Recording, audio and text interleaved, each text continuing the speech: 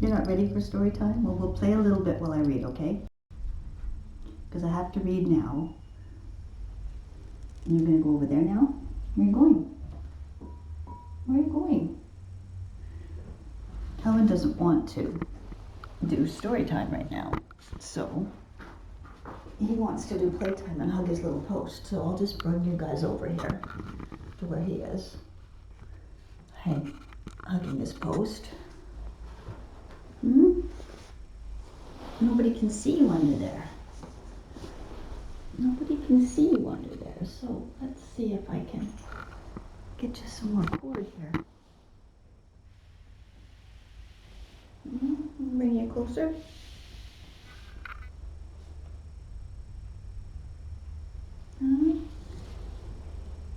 Yeah, have a snack. We'll do the best we can here. Okay. First I should read the dedication. Should I? Yeah. Over the sound of your crunching. Because this is a series of books, and the first book is written for tiny kittens. So volume 1 of Cats is dedicated to tinykittens.com, to the volunteers who keep the feral colonies and Tiny Kittens headquarters so well looked after, to the chatters and lurkers who follow the progress of each new kitten or feral project, to those who believe ferals are just as worthy of love, care, and attention as all other cats, to those who support Tiny Kittens through donations or by spreading the word about spaying and neutering and the value of community cats.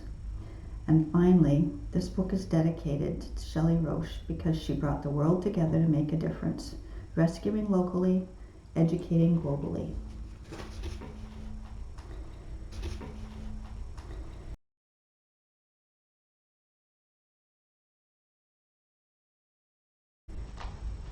And the first story in the book is about Princess. So I'll just dive in here, because I don't know how to do this stuff. I write. Anyways, chapter 1, Princess. Strange new scents bombarded Princess while she peered from under the gnarled stump where she'd taken shelter in the night. She blinked. It had been a nightmare. It hadn't been a nightmare. She really had been yanked from her bed, stuffed in a box, and taken for a ride in the car. Then tossed out alongside the highway. The deafening noise of trucks and cars and the box shifting in the wind of each passing vehicle had been real, as had been the blinding flashes of light when she finally ripped her way out of the prison they'd left her in. Claws on fire and gums bleeding, she fled blindly towards the darkness at the side of the road, racing as though guided by an invisible hand to this tiny sanctuary where she hid, panting, heart pounding, and petrified. Hours of silence and terror had been punctuated by the sounds of other creatures not far away.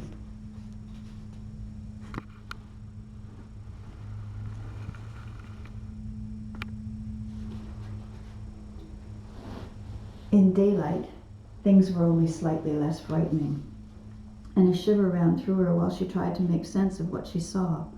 This place wasn't like anything she'd ever seen before. It was the outdoors, where she'd never been allowed to go, but it was different from her yard. The ground felt curious compared to the miles of grass she remembered tickling her toes on the day she sneaked outside to visit with a handsome cat singing the song of her people. He asked her to dance, and she'd been flattered, batted her eyelashes, and never thought about how the dancing might make her feel.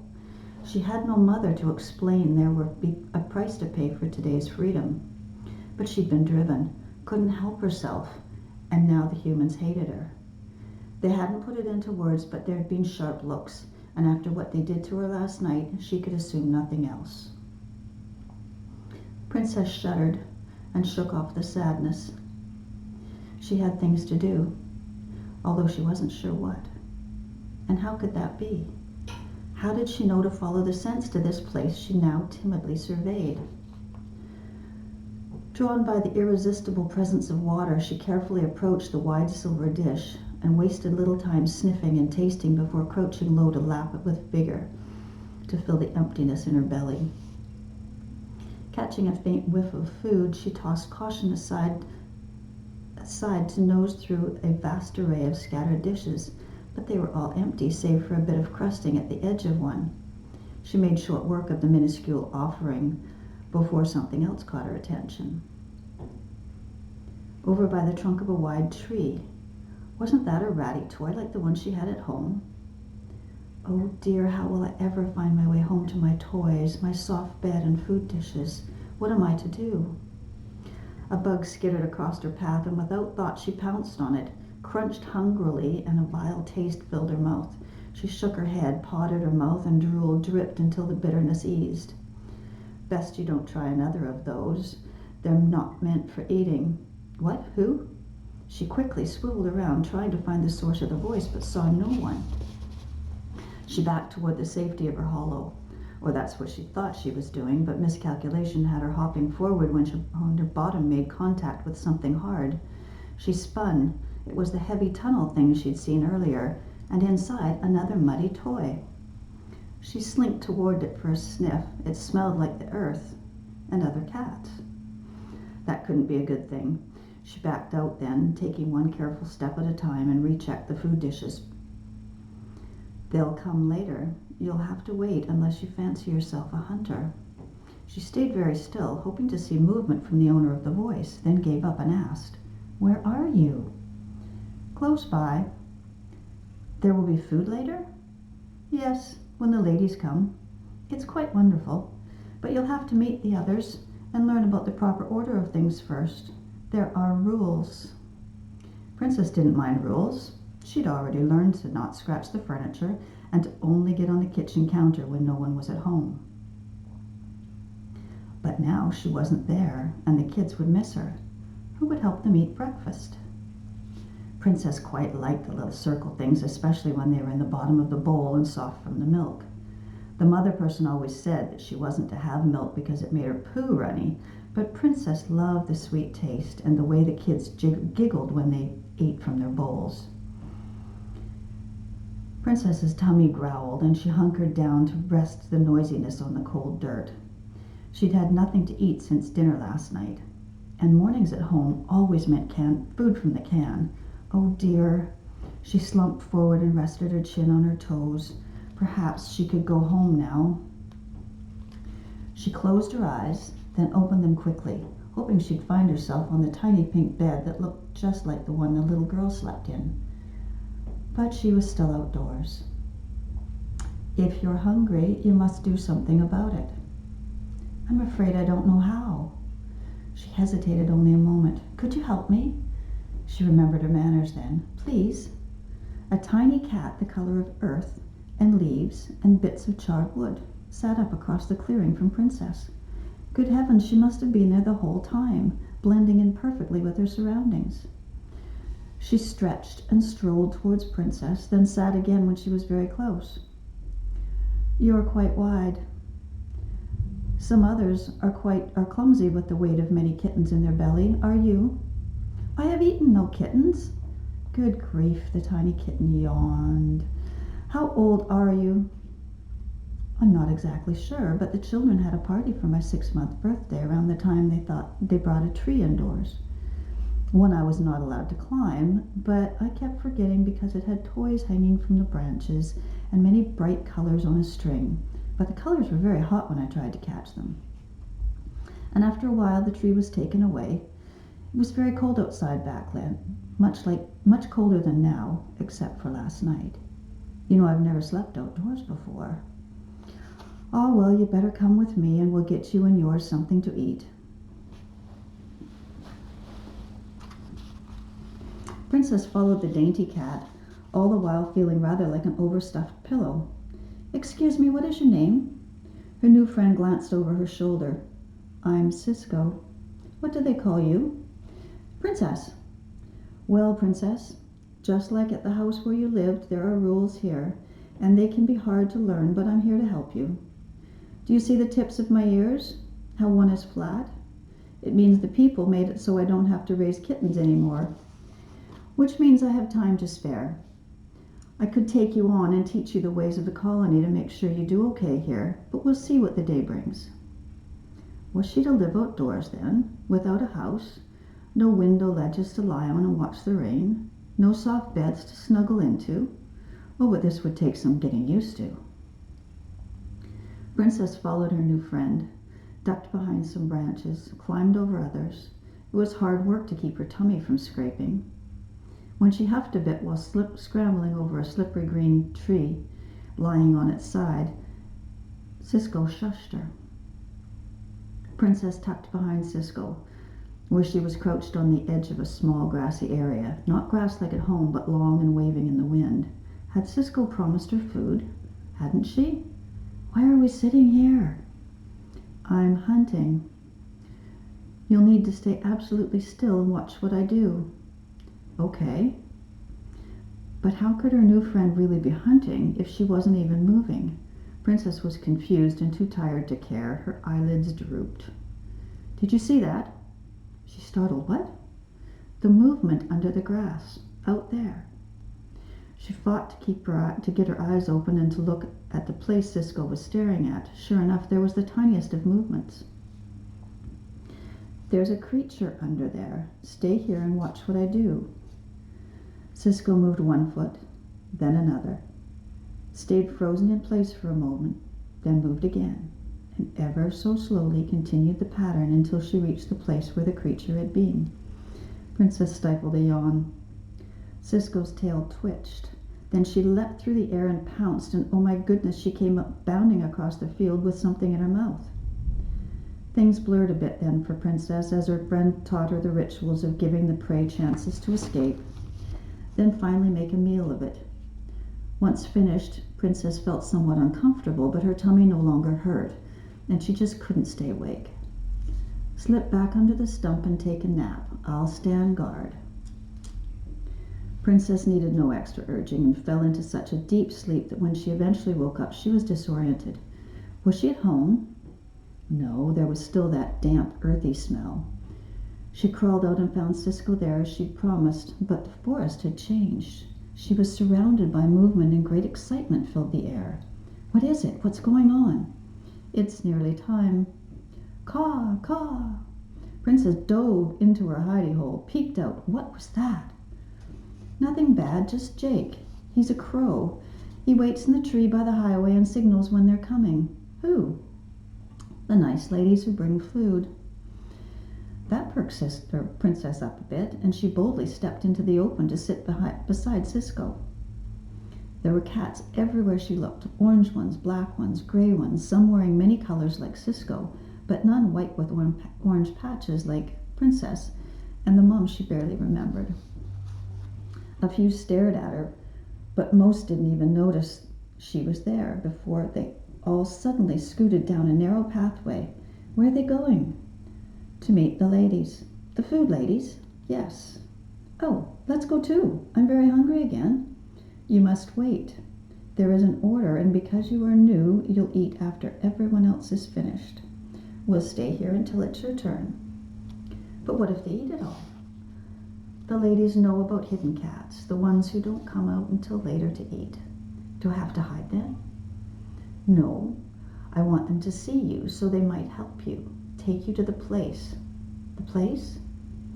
Where scary but magical things happen, and there is always food, and you can see the outside but can't touch it. What if I don't like the place? If you hate it there, once the kittens are old enough, they'll bring you back here. What kittens? Shh, they're coming. Princess craned her neck to see past Cisco and watch with excitement. Oh my, there were even more cats now, and many ran through the forest, keeping pace with the lady. Her arms were wrapped around a huge sack and bags hung from her shoulder. You guys are going to trip me up one of these days, she laughed, and her glance swung past Princess, stopped, and tracked back. Well, we have a new member, I see. Hello, sweet kitten, aren't you pretty? The dozen or more cats meowing at the lady's feet dragged her attention back to the job at hand, and she busily filled dishes with dry food. The smell, the sound of the happy crunching had Princess's tummy growling so loudly in protest, she longed to push past Cisco and go to the food, but couldn't. Not after her new friend's unwavering kindness. Instead, she mimicked Cisco's position, complete with her front toes folded under, and waited.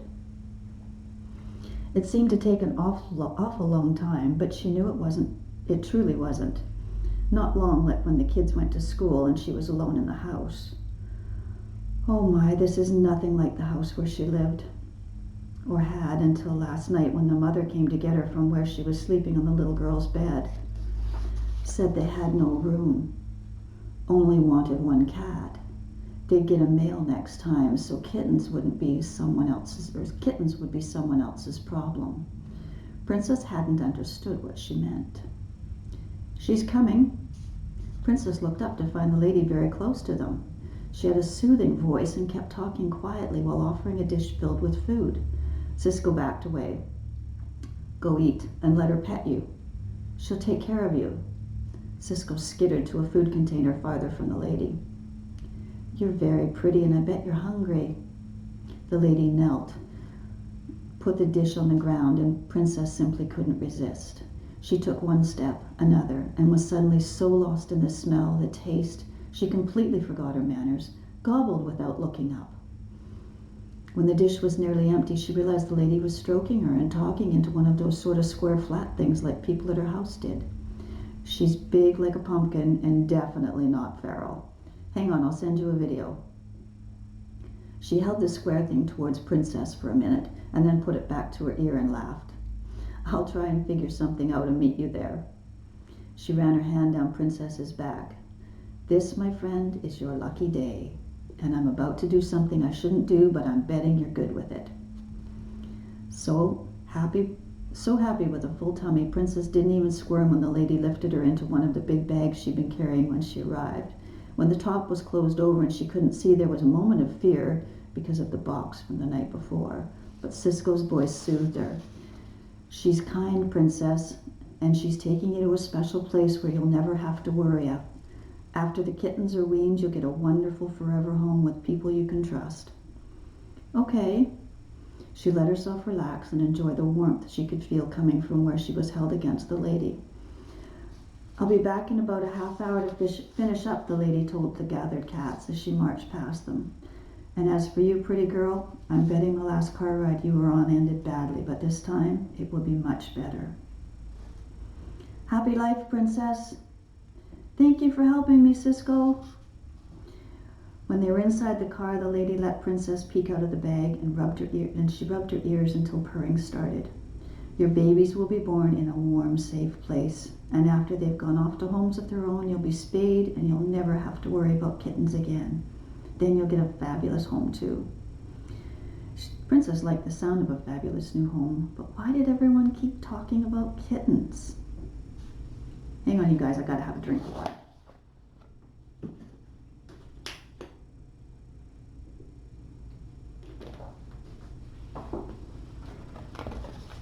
Just in case anyone's actually listening.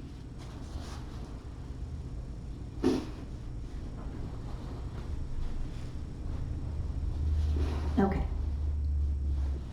Hang on. I have to shift.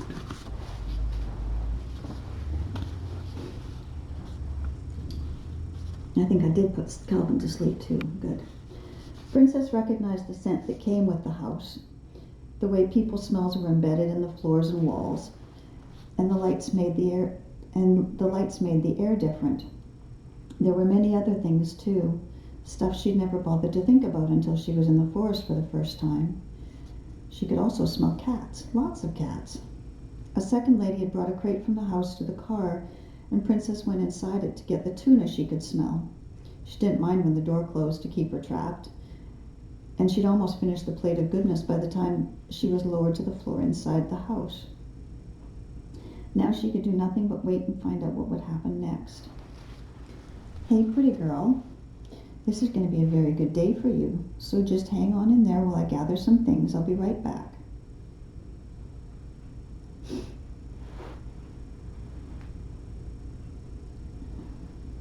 The house lady sounded very nice, but Princess didn't care for being left in the crate, and she pushed at the door with her nose, but it didn't budge. She dug the blankets away from the front, then used her sore claws to pull at the door, but it stayed firmly fastened. Meow!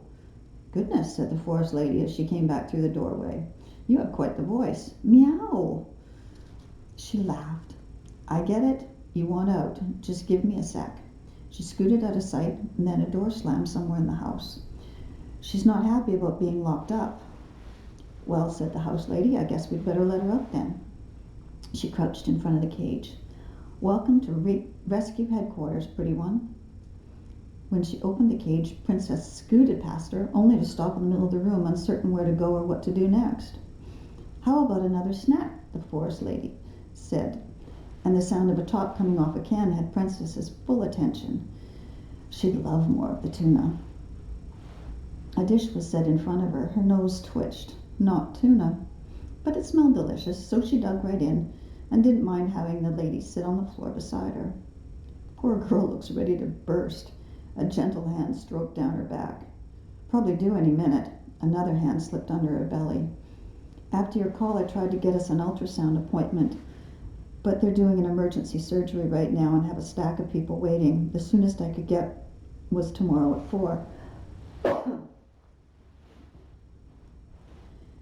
"Let's hope she doesn't have them in the night then. I guess it would save the expense of the ultrasound, though." "True, but she looks really young, still a kitten herself. And it's much better to know how many babies are in there, just in case she has trouble delivering. It will also give us a better idea how far along she is, whether there's 6 or 7 half-cooked or 3 ready to pop out any minute." Princess continued licking the plate while wondering what the ladies were talking about.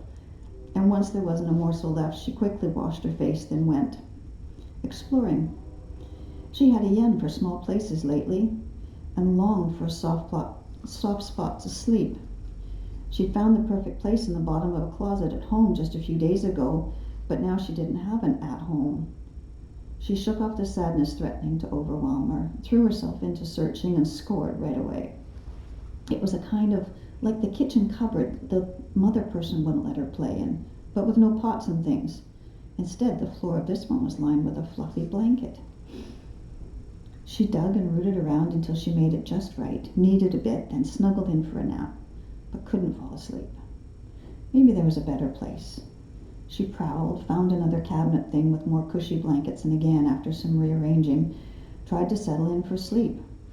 But the thought of the first bed niggled at her. Maybe it had been softer.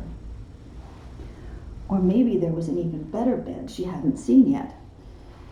She combed the room this time, every corner, nook, and cranny.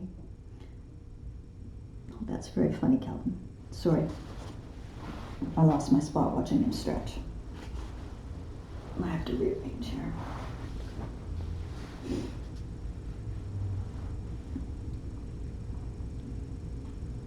Okay. Well, maybe there'd been a better bed, and she hadn't seen it yet. She combed the room this time, every nook and cranny, found quite a few places she could make a bed of, but in the end went back to the first one where she'd almost fallen asleep when the ladies started talking. Definitely nesting, and she's huge. "Yeah, no way I'm leaving this catermelon alone tonight," said the house lady. Princess poked her head out to watch them set up a bed on skinny legs, then top it with a pillow and a sleeping bag. Princess loved sleeping bags, so soft and warm, and you could hide inside them to play or nap. She yawned. Time for that nap now, but she must have eaten too much. Her tummy hurt, and she kept moving around to find a better position.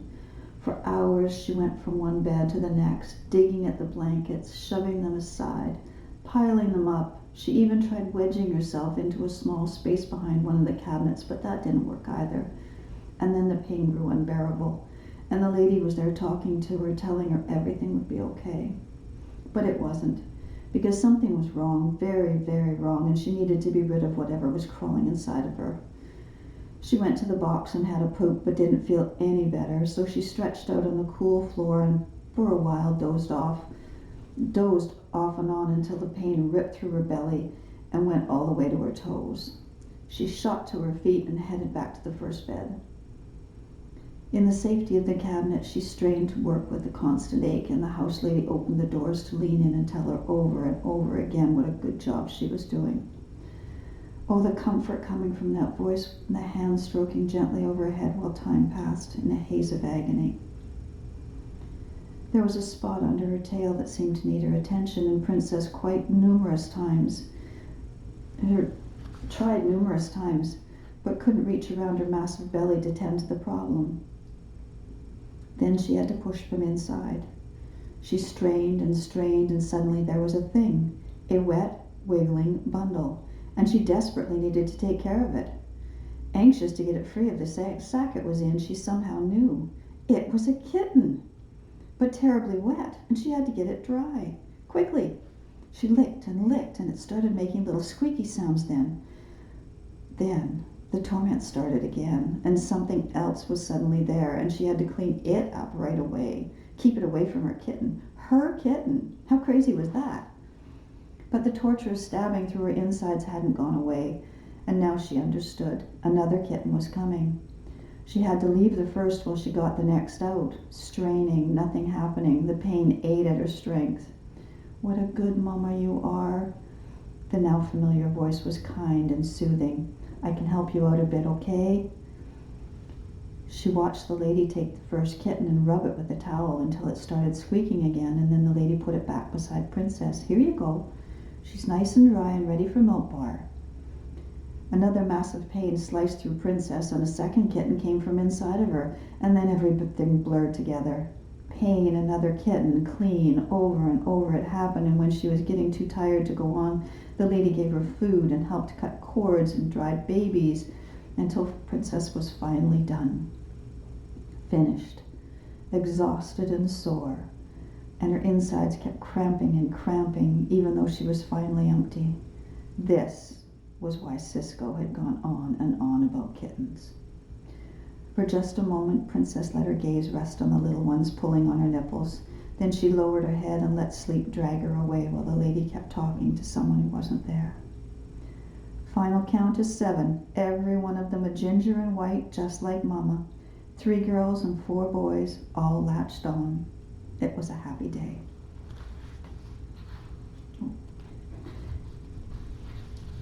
And that was Princess's story. Now I'll give you one more little bit. Back in the forest, Quark's velvety voice slipped into Cisco's mind. "Well done, my dear." "Princess?" Cisco glanced toward the special place where a single sunbeam lay warm on the earth beside Quark's marker. "Yes, you made an excellent decision. I could see no point trying to make her comfortable here when she was clearly not one of us, and better suited to a life with humans. Poor little thing didn't even know she was about to have kittens. 7, and all delivered safely."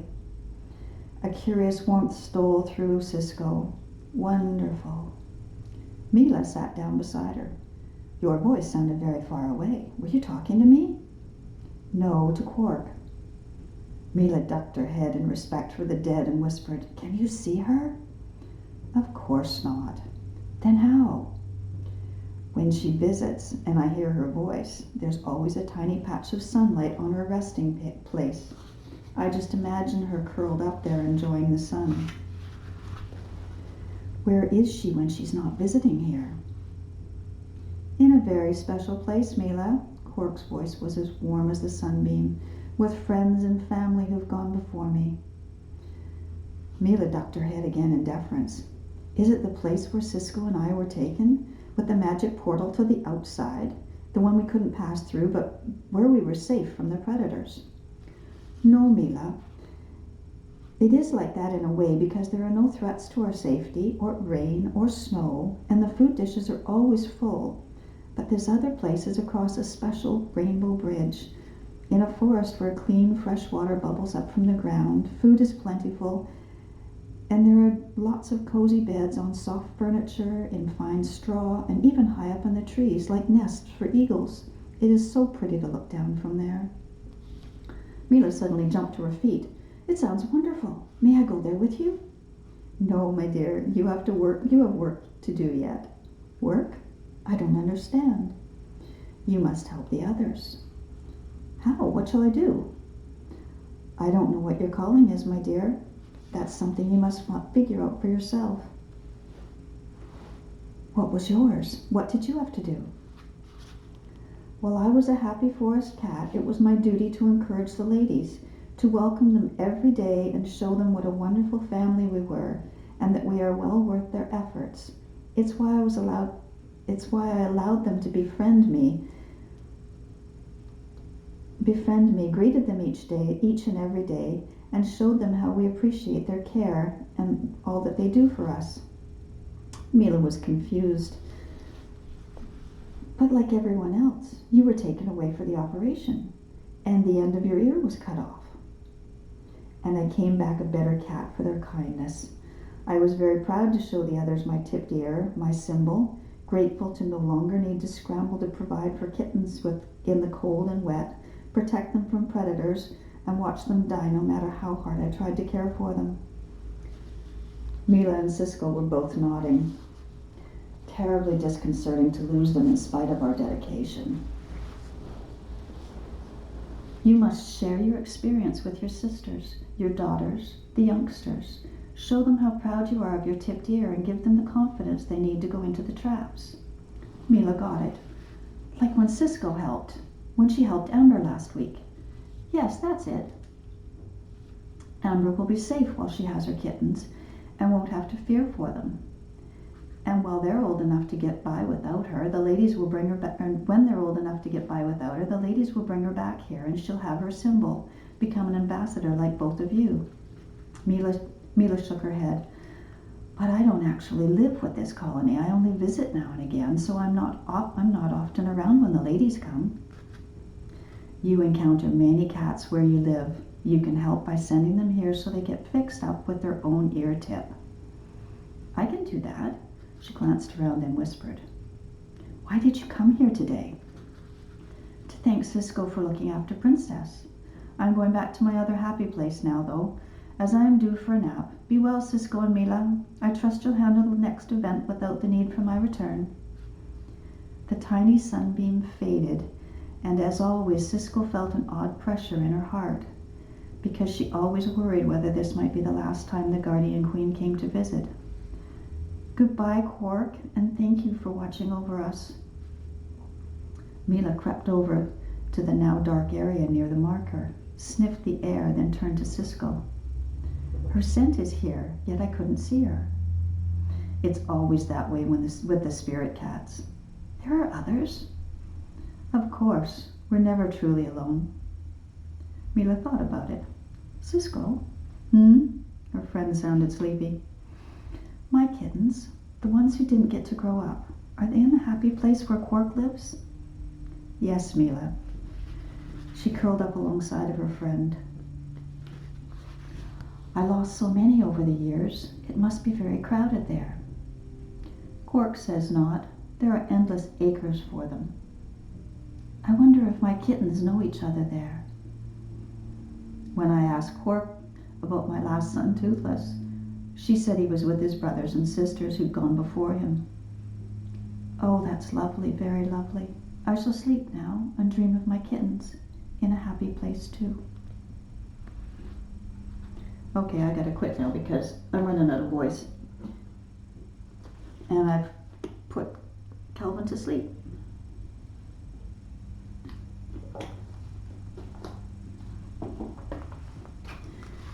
So that was the first 2 stories, and there's 7 altogether, and this little book of stories is available on the Tiny Kittens Etsy site, and you can get your very own signed copy if you'd like. And on that note, I'm going home to write some more stories. I don't think I'll even wake Calvin up to tell him I'm going, but I'll move the camera in a bit.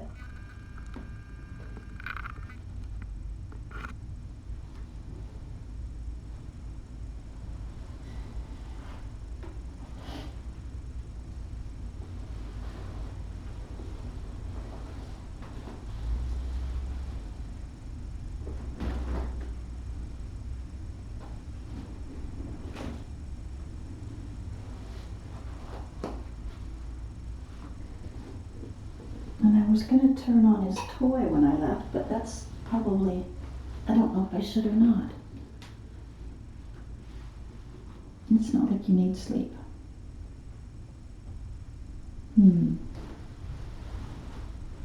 Should I turn on the cat's meow or shouldn't I? Tell me, Calvin.